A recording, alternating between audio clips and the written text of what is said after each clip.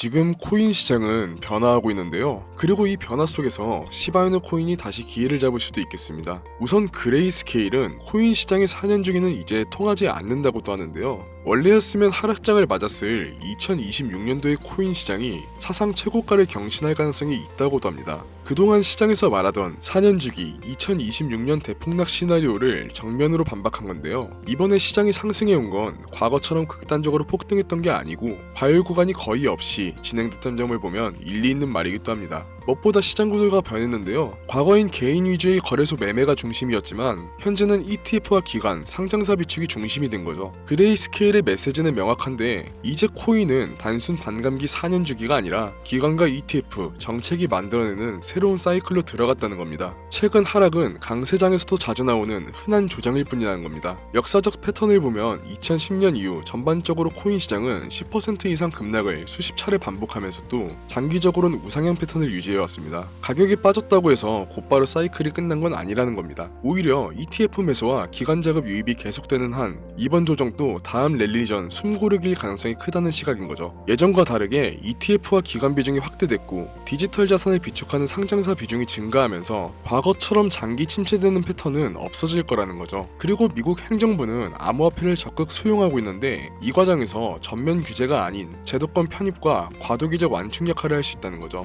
이런 장세 속에서 시바이누에 어떤 신호가 포착됐을까요? 최근 시바이누의 온체인 데이터를 보면 10만 달러 이상 고래 거래가 406건이나 증가했습니다. 단기 트레이더가 아니라 고액 자산가, 대형 투자자들이 본격적으로 움직이고 있다는 신호죠. 최근 거래소로 순유입된 시바이누 물량이 무려 1조기를 넘기도 한데요. 단기적으로 대형 투자자들이 움직이는 걸 보면 포지셔닝 구간으로 해석되는데 아무래도 기술적인 호재 덕분이겠죠. 시바이누와 자마의 파트너십을 통해 암호화 기술이 내년 상반기 내에 공개될 예정입니다. 기술 공개 시나리오를 보면 보안성이 높아지고 시바리움과 연동된 모든 시스템에 적용될 건데 보안과 인프라의 역할을 겸한 실사용 코인으로 포지션이 변한다는 겁니다. 이미 레이어 2와 시바리움, 디파이, NFT 등 생태계를 갖춘 상태에서 추가 기술 파트너십은 밸류에이션 재평가의 명분이 되는 거죠. 고래 유입과 기술 모멘텀이 조합되면서 가격이 조용할 때 기술과 파트너십 뉴스가 쌓이는 패턴은 다음 상승장을 준비하는 전형적인 구간으로 해석됩니다. 결국 ETF와 기관, 정책이 주도하는 새로운 사이클 속에서 2026년 신고가 가능성과 완화된 조정장을 동시에 전망하는 거죠. 이 안에서 시바이누는 세력과 고액 자산가의 본격적인 포지셔닝 신호가 있었고 2026년이 과거처럼 폭락의 해로 끝나지 않고 완만한 조정 속 우상향이 이어지는 국면이라면 그 안에서 시바이누는 고래의 움직임과 신규 기술 모멘텀을 동시에 품고 있는 몇 안 되는 코인인 거죠.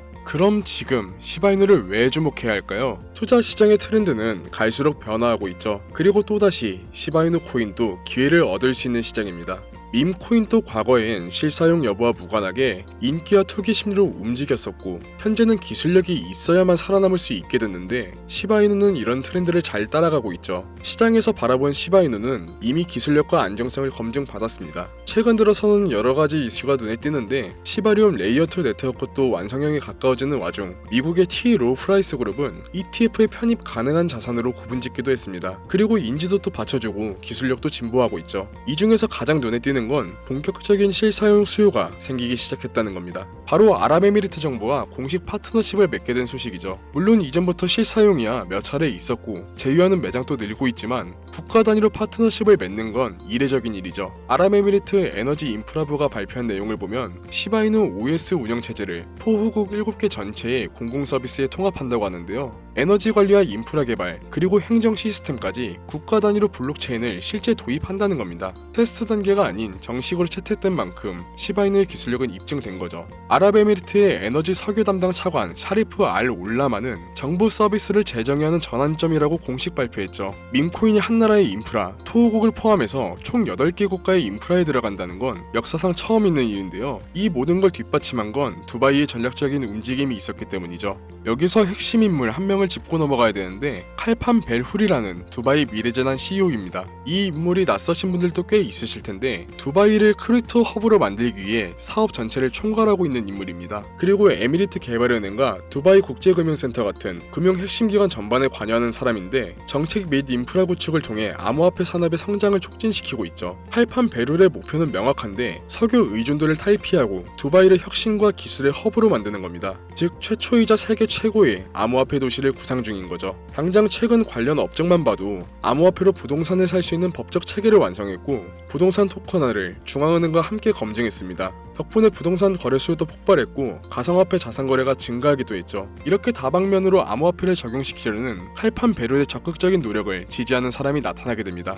바로 두바이 왕세자 셰이크 함단인데요. 배경 사진이 익숙한데 2019년도에 우리나라에 또 방문했었죠. 아무튼 칼판 베르를 지지하는 대표적인 왕족인데 두바이 메타버스 정략을 공식 발표하며 두바이를 암호화폐 글로벌 선도 도시로 지정했고 지정됨에 따라 전 세계의 투자금이 두바이로 몰렸습니다. 강력한 권력층의 전폭적인 지지를 받기 시작한 거죠. 근데 결국 권력층의 힘이 떨어지면 사업 자체가 무너질 수도 있지 않냐 라는 생각하시는 분들도 계실 텐데 아랍에미리트는 왕정 체제죠. 레임덕 자체가 강하게 나타날 수가 없는 구조이기 때문에 큰 걱정은 안 하셔도 됩니다. 즉 우리나라처럼 정권이 바뀌면 정책이 싹 뒤집히는 게 아니라 한 방향으로 일관성 있게 수십 년간 밀어붙인 경우가 많죠. 결과적으로 왕세자의 지지까지 얻은 칼판 베룰은 최근 인터뷰에서 AI 도시로서의 전환과 블록체인 통합을 더욱 가속화하겠다고 밝히기도 했죠. 이 전략의 핵심 파트너가 시바이누라는 거고요. 국가 단위 대규모 프로젝트가 시작한 지금 이제는 단순한 코인 하나 투자하는 게 아니라 아랍에미리트 정부가 향후 수십 년간 추진할 디지털 혁신에 함께 올라탔다는 거죠. 두바이 디지털 혁신의 총책임자가 직접 설계하고 추진하는 프로젝트의 일부라는 점에서 시바이누의 장기 전망은 어떤 밈코인보다도 웬만한 알트코인보다도 탄탄함을 보여주고 있죠.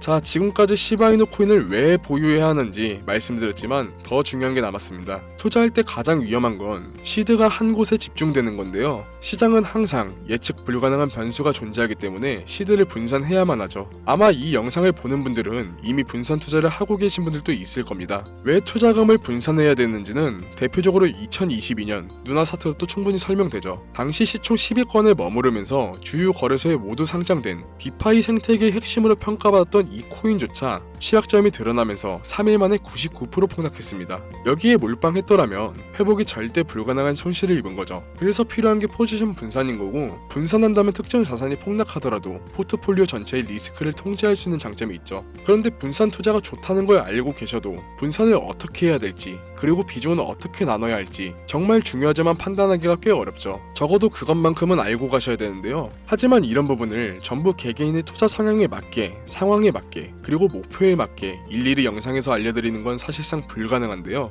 때문에 지난 9년간의 실전 경험과 시장 분석을 바탕으로 구체적인 관리 전략을 정리해둔 자료가 있는데 이걸 공유드리려고 합니다. 이론이 아닌 실제 적용이 가능한 프레임워크와 검증된 케이스 스터디를 담았습니다. 이 책은 판매가 예정되어 있는데요. 구독자 여러분들께는 판매 시작 전에 무료로 책의 제본을 발송드리려고 합니다. 부탁드릴 건 구독과 좋아요 그리고 구독 완료라고 댓글만 남겨주시면 되고요. 신청 방법은 두 가지인데요. 구독과 좋아요 그리고 댓글로 구독 완료까지 남겨주신 분들께서는 지금 시청 중인 영상의 설명란 또는 댓글에 링크로 들어가셔서 양식을 작성 후 제출해주시는 방법이 있습니다. 모바일로 시청하시는 분들은 링크 누르시면 문자로 돌아가는데 문자로 남겨주셔도 됩니다. 위 절차가 너무 번거롭다 하시면 PPT 하단 연락처 보이시죠? 연락처 참고하셔서 문자로 검증이라고 남겨주시면 됩니다. 문자나 양식을 남겨주시면 순차적으로 연락드리겠습니다. 지금까지 영상 시청해주셔서 감사드리고 더 좋은 영상으로 찾아뵙겠습니다.